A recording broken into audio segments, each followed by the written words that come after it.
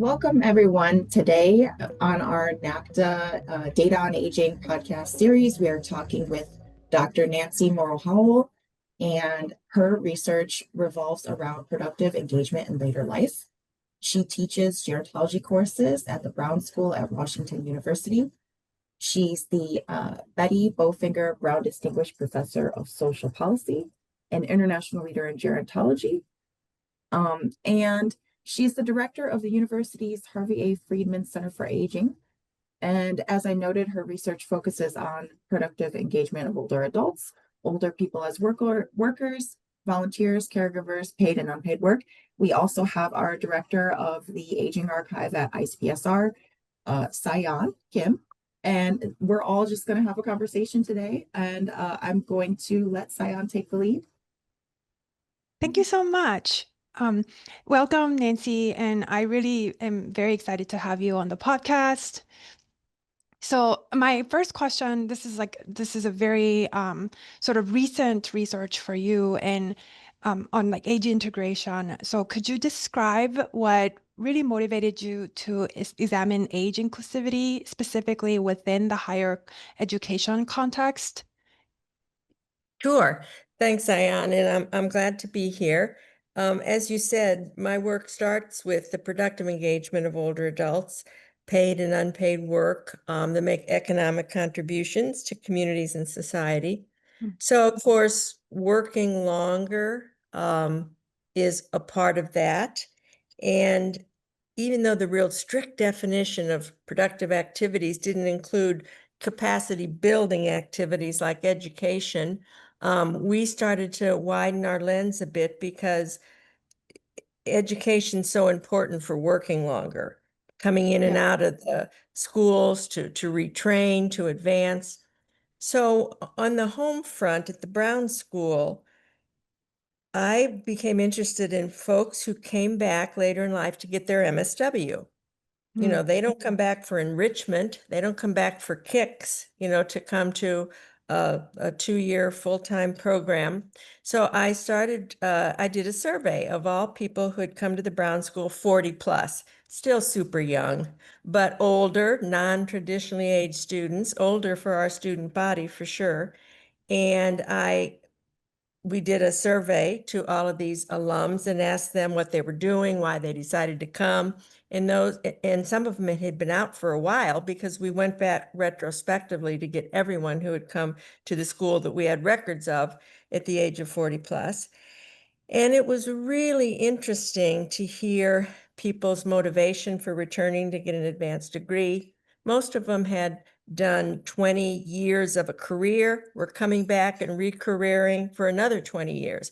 So it was very enlightening to me about the importance of age integration in degree programs and certificate programs at universities. So we got into the topic of age inclusivity in higher education because many of the students' stories were about feeling so different, about the difficulties of coming back as a non-traditionally aged student.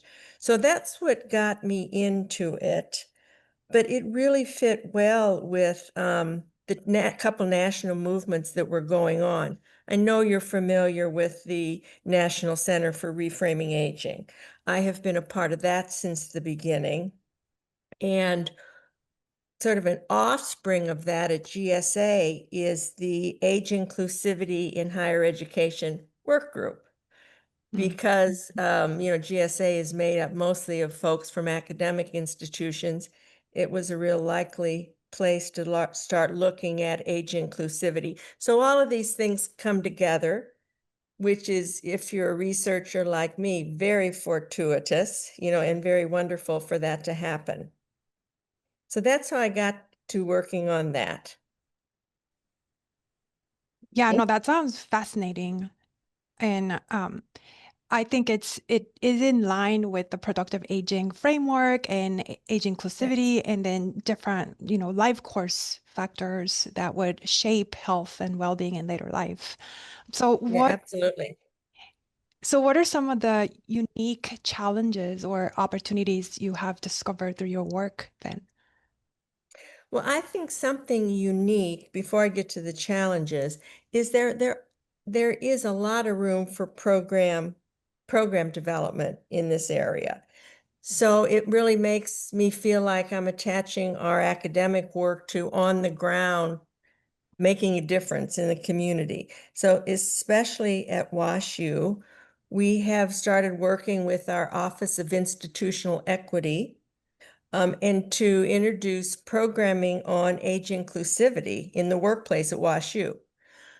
They do a lot of training around issues around equity, but they've never done anything on age. And it's interesting how often that's like, oh yeah, I never thought about that kind of issue. So when we introduced the idea of doing a semesterly workshop on people thinking about age in the workplace and how to be more age diverse and age inclusive, it's been very successful. So now for probably 4 or 5 years now, every semester we do a workshop on that topic. So that's just an example of getting to do something, on the ground with the work that we do. We also have instituted at WashU and are now giving it more widely to the community, something based on our work, which is talking about next move, transitions. Mostly we do it in regard to transitions to retirement, but have people thinking about what's next in terms of education or volunteering or part-time work. So again, I'm lucky in that the research that I do has very applied aspects of it in the community that I work. And then you ask about challenges. I think the other challenges is ageism, period. And that's why this topic's important, why age inclusivity is even a thing, because of ageism in our institutions, in our programs, in ourselves, etc.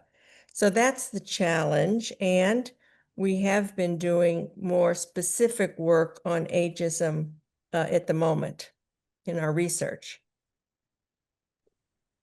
Yeah, that's important work. I think anecdotally, I do hear from my non-traditional students that they are having some difficulties transitioning into a student role after having a career or, raising family at home. And so I think it's an important aspect. Yeah. Well, we find that Ernest Gonzalez, one of my close colleagues who's at NYU, we actually were able to produce a conceptual paper that had to do with how ageism shows itself throughout the whole productive engagement framework, policies, programs, people, and talked about how we saw ageism operating in each one of those things, which really has opened my eyes to its pervasiveness in every one of our productive engagement activities. It surely has a role, and that creates the challenges for us in program and policy. Thank you so much. Yeah, I've read that in general for cognitive health, just trying new things, doing new things, learning new things keeps your brain really healthy. So it's really interesting to hear about these programs that are geared towards helping older non-traditional students do these new things, learn new things, and then just like to be involved with that, there's got to be new things all the time that you're coming across. And so since um since we're talking about some of those challenges, what do you consider the biggest barriers to translating research on aging and civic engagement into policy and educational change? And you've touched on this a little bit already, but if you could talk about how you've navigated these in your own career and what lessons you've learned, I think that would be really interesting. Yeah, I think that the challenges are that our ideas about age are so ingrained. Just think about our about our life course and how we've laid it out. You're young and you go to school, then you work and have families, then you retire, and we don't know what for sure you do. That is so ingrained that when you want, and everything is so siloed because of those visions, it's really hard to break down those silos. one of the things that we've seen or have questioned is about our service programs like AmeriCorps. Now, all of this is different right now because money's going away for these programs. So they're sort of fighting for their life right now. When they weren't fighting for their life, we were arguing to not think of service even as siloed. You know, there was AmeriCorps, which was mostly focused towards young people. There was Senior Corps focused toward old. Like, why are our service programs even siloed? Now, I know there are some reasons for that, but in general, it just reinforces this older adults are another thing over here and need special service programs and can't be integrated with younger people in service programs. And that goes so much for higher ed too. It's just so siloed the way we think about it. So how to break down those silos and have multi-generational, age diverse classrooms, workforces. That problem of being age segregated is so ingrained in us. So age integration is just a new thing. And you know, it happens inside individuals too. Now that I'm older, I'm really realizing how much all of us have just absorbed these ideas about age, these narratives about age, and think, should I be doing that? Can I do that? Families reinforce that. Should you be doing that? Can you be doing that? So it's just so pervasive and invisible. Just increasing awareness is clearly our first step. Yeah, I feel really, I don't know, impacted by what you've said. I think that, I mean, we're all aging, but as I age myself, I feel some of what you said where it's like, oh, should I be doing this or that? Or like, oh, you know, engaging with older neighbors who then become my friends. And it's like, uh, I love those relationships. And it's sad to think that, that through our systems, our education systems, that those relationships might not be there might not be opportunity for those for everybody because of just how things are set up. Yeah, how things are structured. I've become to understand so much more profoundly about how policy program just practice structures things that makes it harder to envision really great long lives that we have. So the big challenges ahead in those regards. But I think we're making some progress. I don't want to be totally pessimistic here, but it's just a very strong, it's a very invisible and implanted ideas that we have about age. Yeah, the internalized ageism is real. Yeah, like Catherine said, I definitely have my internalized set of ageistic stereotypes that I'm trying to really sort of face on, think Yeah. about. And it's really it's one of the more recent things that my colleagues who do productive engagement work with me are thinking about, because we've always just approached people working longer, volunteering, supporting caregiving, going back to school as non-traditional students from real program and policy perspective, but not from what are the messages and that we give ourselves and that our families give us. That's sort of the last thing we were thinking about, but it's really real when people not only have to work in an employment place where other people are maybe judging them because of their age, they're judging themselves, and their families are judging them, or, you know, making decisions about how things should be based on age. So it's really an interesting new thing that we have to figure out how the internalized ageism affects our own expectations for what we should be doing. Yeah, that's a great point. So switching gears a little bit on the data side right now, because it's NACDA podcast. What kind of advice would you give to early career researchers looking to affect change in aging related scholarship and policy? Well, one of the things that I've been thinking about, because when you had posed that question as one we might talk about, was that I think one of the harder things to do is to keep a focus with flexibility. There's been, and let me tell you what I mean by that, because there was several times in my career where I was too impatient with a project or a topic, and I thought this isn't going to go anywhere fast enough, and sort of jump ship to a new one. And I regret that. I regret that I don't stay the course on things that take a long time. All of this stuff takes a long time. And just staying on it, you have to have that focus. Is it related? So me getting into the age inclusivity in higher ed was certainly not the focus of working, volunteering, caregiving, but it was related enough. And so I could have the flexibility to bring that into my arena, but it kept the focus.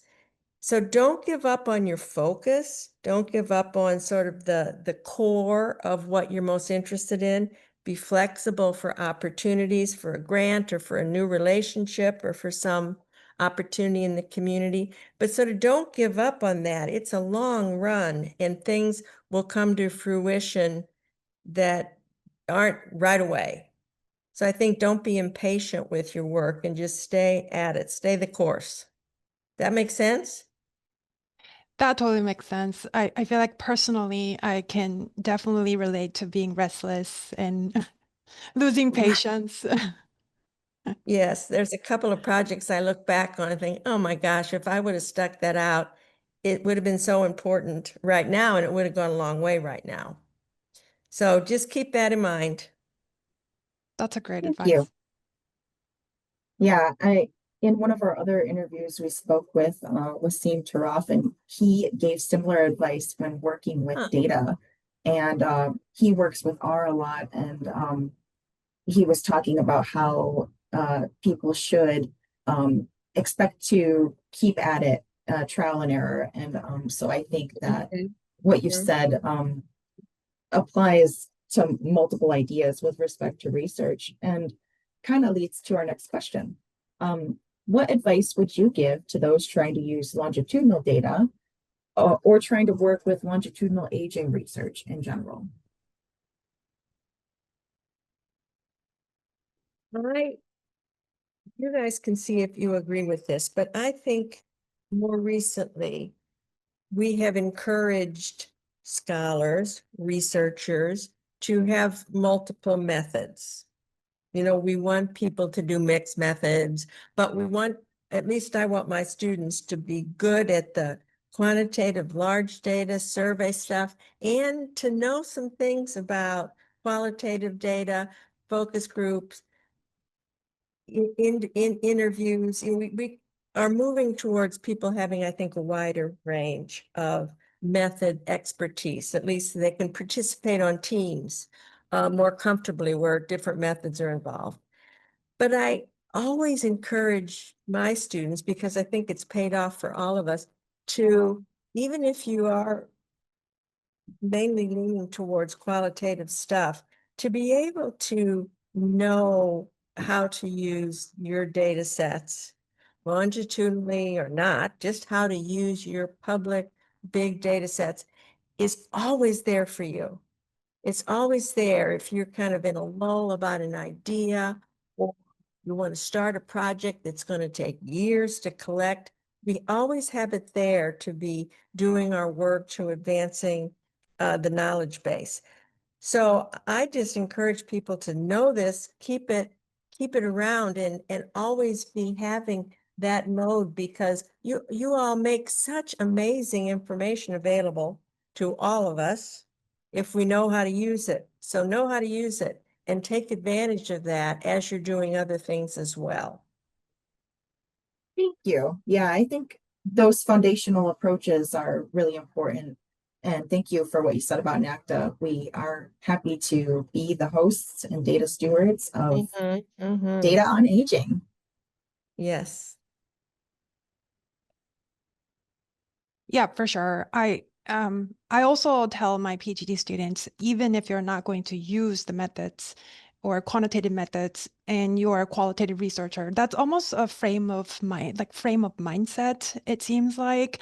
So I definitely encourage them to at least be able to understand and read papers and digest the information from the papers, even if you're not going to use the particular longitudinal methods. I think it's an important framework to understand, especially in aging research, because change is everything with aging. So that totally makes sense. Yes, Yeah. I know. With your longitudinal data sets, it's so hard anymore to not judge poorly, a cross-sectional study. I know we have to have them. I know that's where we're at on some things. I know I don't want to be discounting them as much as what the world of longitudinal data sets has opened up, to our knowledge development is so important. Yeah. And I do learn about different longitudinal methods or qualitative methods. I'm a quantitative researcher, so I learn about qualitative methods at conferences. So speaking of conferences, I know that you go to the Gerontological Society of America conference, but what conferences or meetings or networks do you recommend to other researchers in the same sort of field?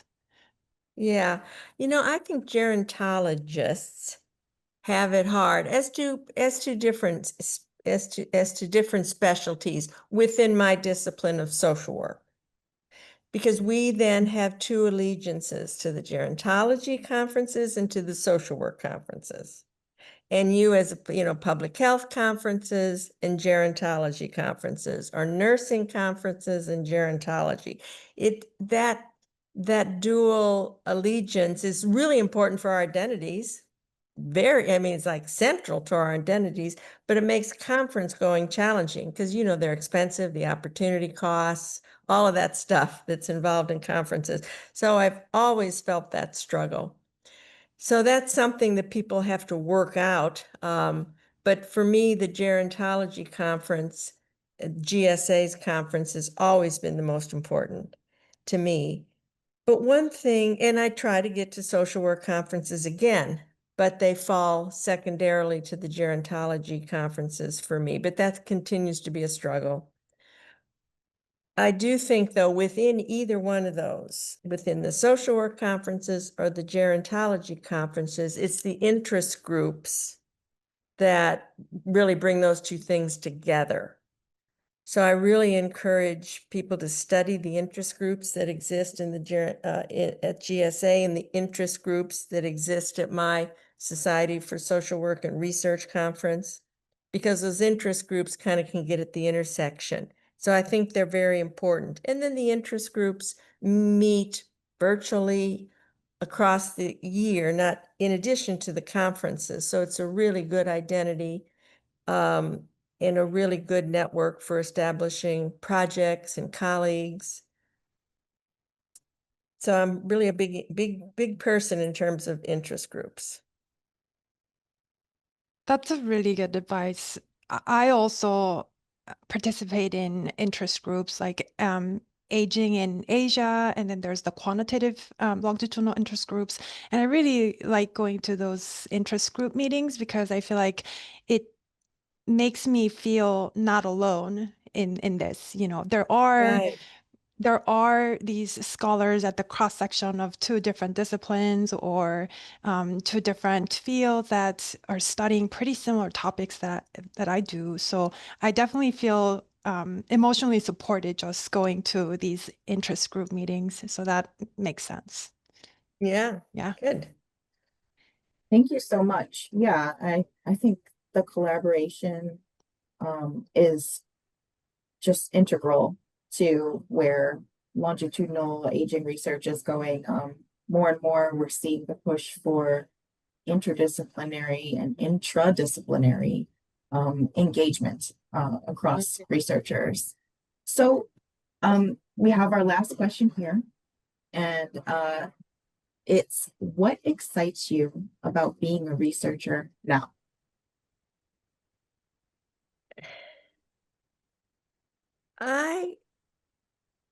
I don't know if excite's the right word, intrigued, the most curious, hope I can be around long enough to see how the whole AI thing is going to work out for us. Who's not saying that right now? So it's not a very innovative answer, but it is certainly where I'm so curious. I use AI now in very basic ways. You know, as they say, your glorified research assistant more than anything. But just how that's going to affect this area of work, I don't know. I'd love to know what you all think about that, but certainly that is something that I am the most curious about. Something that's a little more in my area of work, I am excited about our ideas about breaking down structures and silos to increase age inclusivity. It's just not even optional anymore. If we're going to, I was just looking at some chart for me in financial planning, and, it's got me going to 98. It's like, yikes. That's a long time for all of us to be living. And we have to figure this out. It's just not going to work if we don't. And I think people are starting to understand that. So I am most excited over the next decade about how people are going to begin to think about age differently and have programs, policies, and educational systems around age that's much more positive.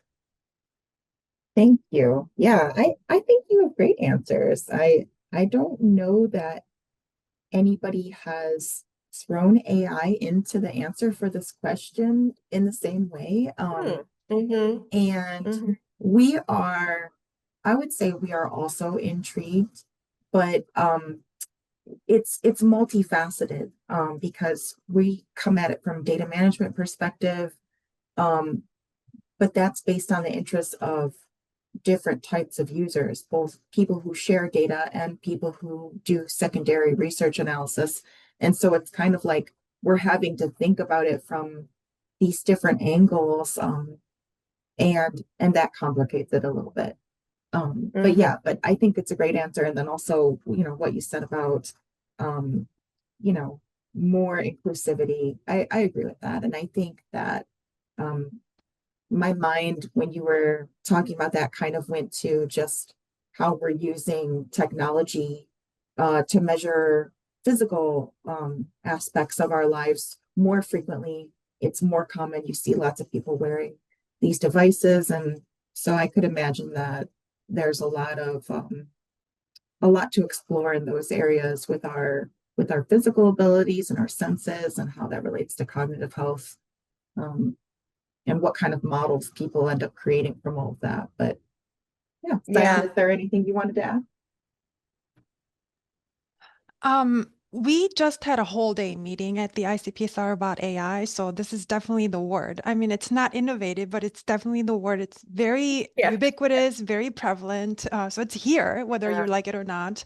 Yeah, and I definitely agree with you, Nancy, that it definitely presents opportunities for older adults. You have very nice accessibility to a lot of different information. You can type in your symptoms or you can type in your questions and you get like answers right away. But then in the long run, we know that these things are costly, like environmentally costly, energy costly. So would it be more stratified in that people with advantages or resources would get way more high quality information compared to those who don't? So these are some of the questions that we need to think about in the sort of the honeymoon phase of AI and humans.